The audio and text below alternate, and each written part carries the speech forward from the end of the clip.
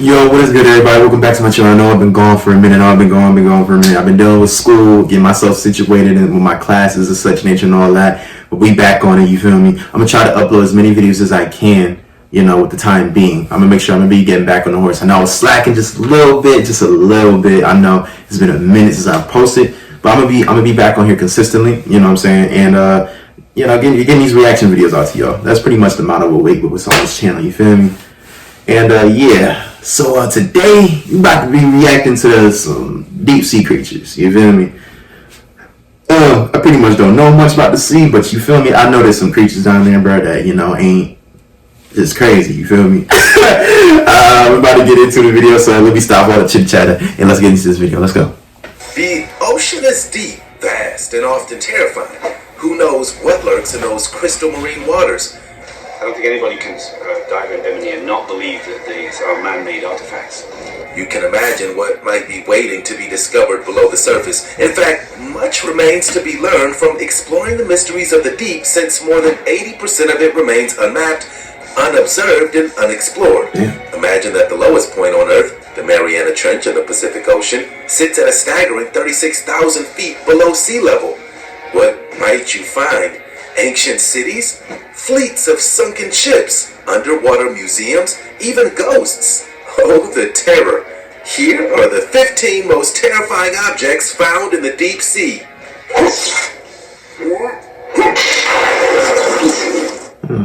Number 15. What we got? Lake Neuchatel. The fuck is that? Statue. What the fuck is that?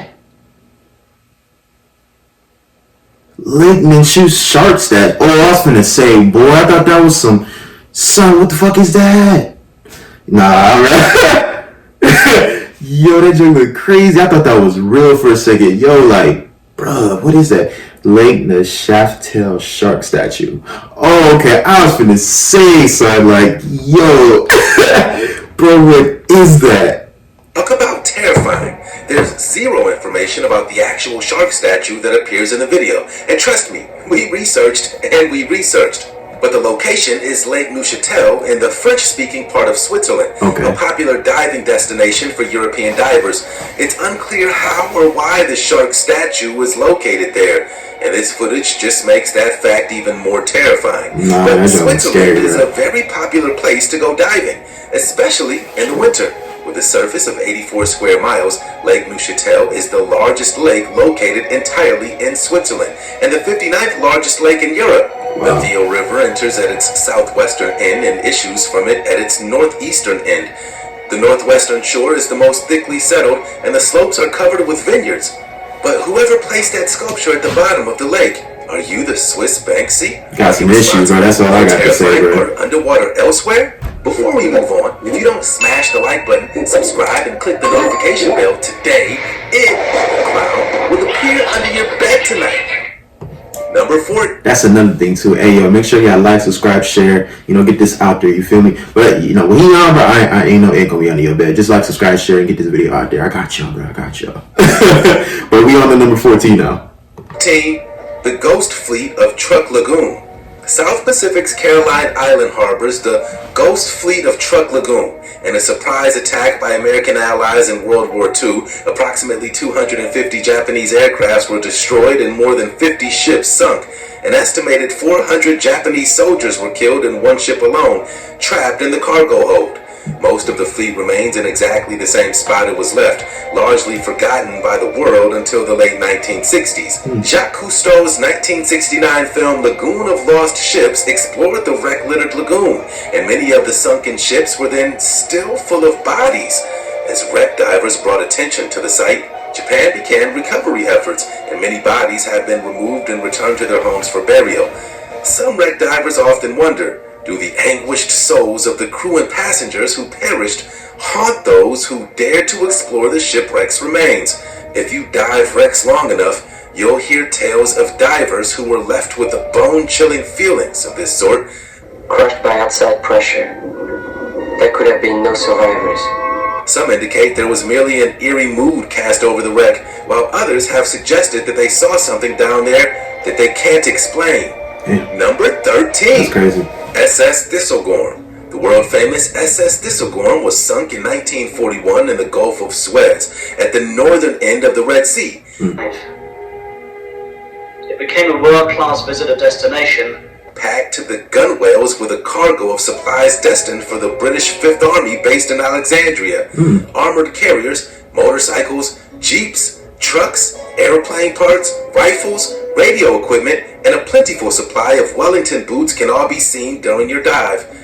The Thistlegorm is heaven for wreck enthusiasts, but is also one of the most underrated fish dives in the area, attracting schooling barracuda and providing a hunting ground for giant tuna and snapper. Our excursions require an early start. After breakfast on board, you'll make 2 dives on the wreck. In the early 50s, Jacques Cousteau discovered it by using information from local fishermen. He raised several items from the wreck, including a motorcycle, the captain's safe, and the ship's bell. The February 1956 edition of the National Geographic clearly shows the ship's bell in place and Cousteau's divers in the ship's lantern room. Cousteau documented diving on the wreck in part of his book, The Living Sea. That guy could find anything. Number 12, was in that safe. Ocean Atlas. Artist, photographer, naturalist, and diver Jason the Cares Taylor introduced his record-breaking public sculpture to the crystal Bohemian waters in 2014. Entitled Ocean Atlas, the installation encourages coral colonization and deters tourists from endangered reefs. Forged for sustainable pH-neutral materials designed to kickstart local coral growth, Ocean Atlas is a monumental public sculpture submerged 5 meters beneath the sea, and an environmental gesture intended to portray the positive potential of human interaction with the natural world.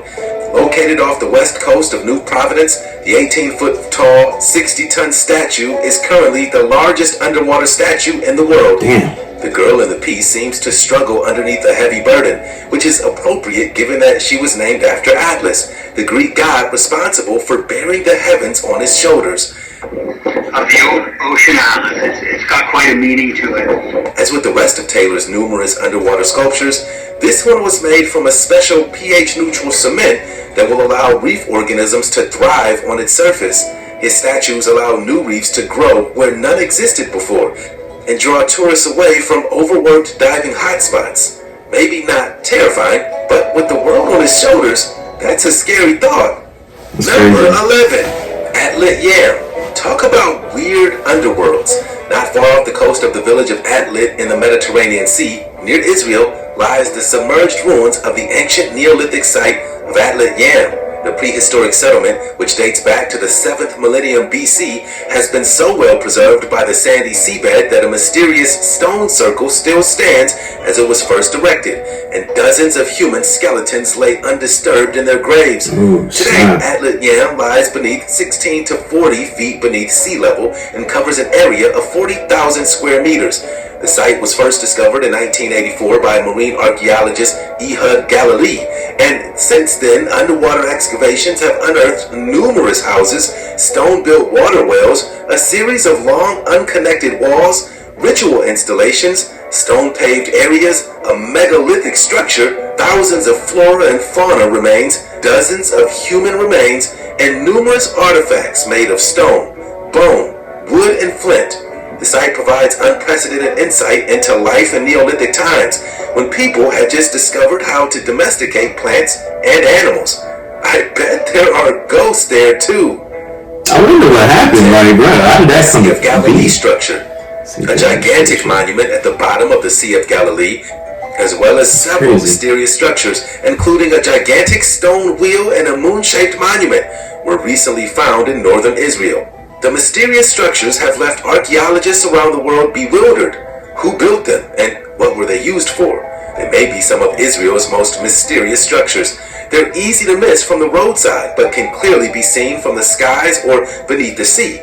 The prehistoric stone monuments of Gilgal Rephaim, Jethro Cairn, and the circular structure found in the Sea of the Galilee went unnoticed for centuries in the disputed regions of the Golan and the Galilee, but still archaeologists don't know who built them or why. Theories have gone wild and include ancient calendars, ceremonial structures, or sky burial sites in which dead bodies were placed on top of stone mounds to be picked apart by vultures. The possible age of the structures is even more enigmatic and may put the estimates anywhere between 3,000 and 12,000 years ago, making them older than the pyramids of Giza and Stonehenge in Great Britain. Maybe aliens are responsible. Just saying. Number 9. Christ of the Abyss. You probably already are familiar with the picture of a Christ statue deep under the sea, and you're asking yourself where it can be found. The answer to that question is not as straightforward as you might think, as there exist more undersea statues of Christ named Christ of the Abyss scattered around the earth. The original Christ of the Abyss is immersed in the waters of San Fructuoso, not far from the worldwide renowned village of Portofino, located more than 50 feet under the sea. The bronze statue was placed on the seabed on the 22nd of August, 1954, at the initiative of a legendary Italian diver who wanted to place a statue of Jesus following the death of his friend, which occurred during a dive a few years earlier in that spot. The statue was created by sculptor Guido Galletti. The sculpture is 8 feet high and it weighs almost 600 pounds. It's been recently restored to preserve it from corrosion and fouling and to reattach the hand that had been detached by an anchor. The Christ of the Abyss has become a tourist destination for scuba divers around the world, and we can see why. Number 8. Yonaguni Monument. In 1987, a local scuba diver instructor discovered something underwater that was far more interesting than the hammerhead sharks that swam there. Submerged stone structures lying just below the waters off Yonaguni-jima are actually the ruins of a Japanese Atlantis, an ancient city sunk by an earthquake about 2,000 years ago. He discovered this while scouting out new spots to take his clients to when the underwater rock formation took his breath away. The sort of folks who believe that the Sphinx was built by Atlanteans. It was a gigantic cliff face cut into a series of immense geometric terraces with broad, flat, horizontal surfaces and sheer vertical stone risers. How the hell? Known as the Yonaguni Monument. Geologists believe that it's most likely natural. The sandstones that make up the Yonaguni Formation to contain numerous well-defined parallel bedding planes along which the layers easily separate. The rocks of this group are also crisscrossed by numerous sets of parallel, vertically oriented joints in the rock. These joints are natural, parallel fractures by which the rectangular formation seen in the area likely formed. Yonaguni lies in an earthquake-prone region, so maybe that's where the mystery lies. Probably. Number 7. That's crazy. MS Zenobia. The MS Zenobia left Malmo, Sweden on its maiden voyage for Syria in May 1980. Loaded with tractor trailers and other cargo. Between Athens and Cyprus, the ship began to experience steering problems because too much ballast water had been pumped in. After pumping it out, the captain continued to Cyprus, meant to be the ship's second to last stop. As the list worsened, the captain decided to tow the ship out of the harbor to prevent it becoming an obstruction should it sink. 5 days after arriving, it went down in Larnaca Bay, taking all its cargo with it. Fortunately, there were no casualties in the disaster. Compared to the usual shipwreck, the whole drama was played out relatively slowly. Apart from the catastrophic failure of a state-of-the-art ferry, the mystery is that despite her intrinsic value and the $234 million cargo she carried, no investigation was ever carried out, and the owners never tried to collect the insurance. The wreck of the Zenobia is now considered to be one of the best dive sites in the world, and we couldn't agree more. Number 6. Musa, Mexico. That's right, an underwater museum in Cancun. Oh yeah, I heard about this before. On the Yucatan Peninsula bordering the Caribbean Sea. The Cancun That's Underwater Art crazy. Museum, known as Musa, was conceived in 2008 as a way of preserving the marine life of the local area by drawing tourists away from nearby natural but fragile reefs of Mexico. Collaborating with British artist Jason DeCaires Taylor and a handful of local Mexican artists, 400,000 visit Musa, which is a big accomplishment. the statues provide a perfect home for coral as well as a protected environment for fish and other marine life, creating, over time, a living, breathing exhibition.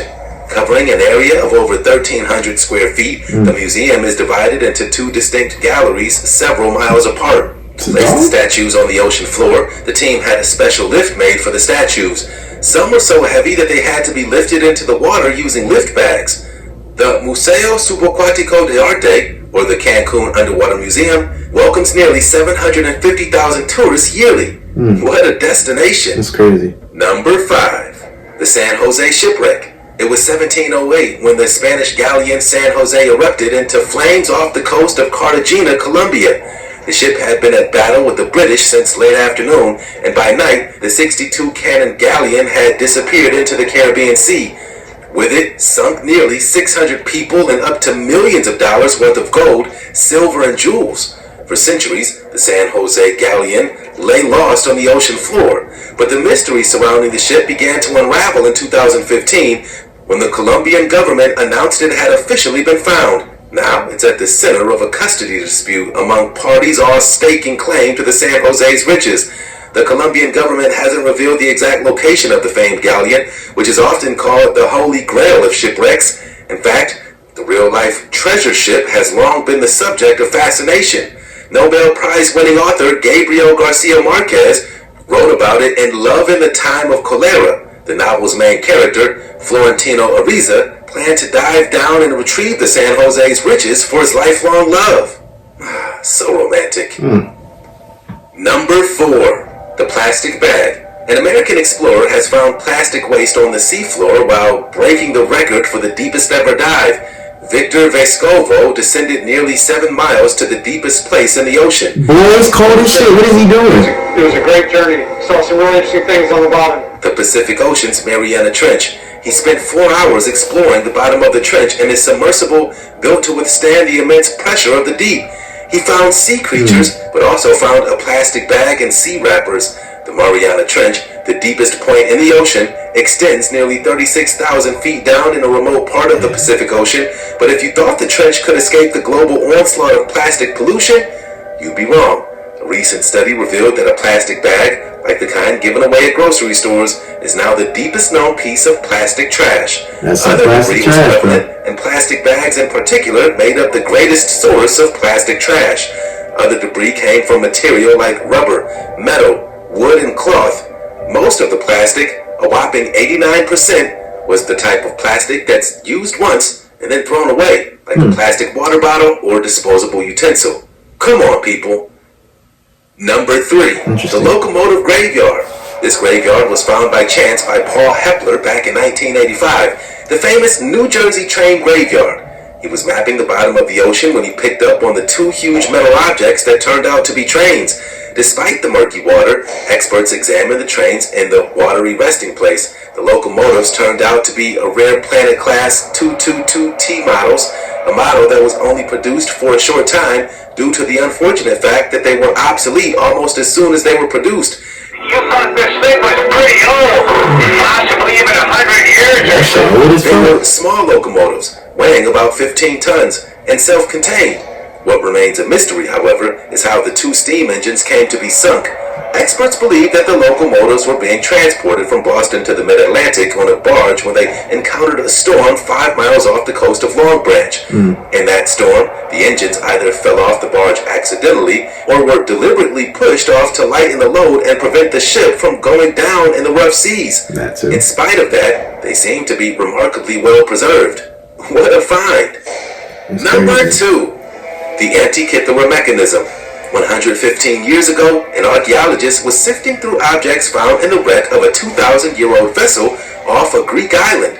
Beautiful vases and pots, jewelry, a bronze statue of an ancient philosopher, and the most peculiar thing, a series of brass gears and dials mounted in a case the size of a mantel clock. Archaeologists dubbed the instrument the Antikythera mechanism. In 1959, after a careful study of the gears, it was determined that the mechanism was used to predict the position of the planets and stars in the sky, depending on the calendar month. It also tracked the seasons and ancient festivals like the Olympics. The calendar is based on the time from one moon to the next, and a special dial allowed the user to also envision the seasons, which would have been useful for agriculture. Since the ancient Babylonians figured out the cycle of eclipses, the inventor of the Antikythera mechanism included 2 dials that rotate to show both lunar and solar eclipses. But the most sophisticated thing the mechanism did was lunar calculations. It could figure out the moon's period at a given time and model its elliptical orbit. That's crazy. The Baltic Sea Anomaly. What the fuck In is the that? annals of unexplained mysteries, the Baltic Sea Anomaly is one of the most bizarre deep-sea finds of the past decade. The discovery occurred in 2011 when the deep sea exploration team called Ocean X came across an unusual formation 300 feet below the surface. Boy, that's an alien spaceship. Sweden. They quickly picked up on the anomaly due to its circular shape and distinctively straight protrusions. Adding to the mystery was what appeared to be an extensive trail, what some speculated could be evidence that a crash landing may have taken place. What exactly that object might be. But a Stockholm University geologist studied a few rocks that divers picked up from the site, and there wasn't a single alien life form among them. Instead, there were mostly regular stones that everyone would expect from the kind of glacial basin the Baltic Sea fills. But most experts agree that the structure is probably nothing close to man-made. No doubt, the site has intrigued conspiracy hunters since it was discovered, with inexplicable technical problems plaguing anyone who tries to investigate. The object could be at least 140,000 years old. Damn. Scary old. That was 15 of the most terrifying objects found in the sea. Thanks for watching. Man, that's an alien spaceship, bro. I don't care nobody say. That's crazy.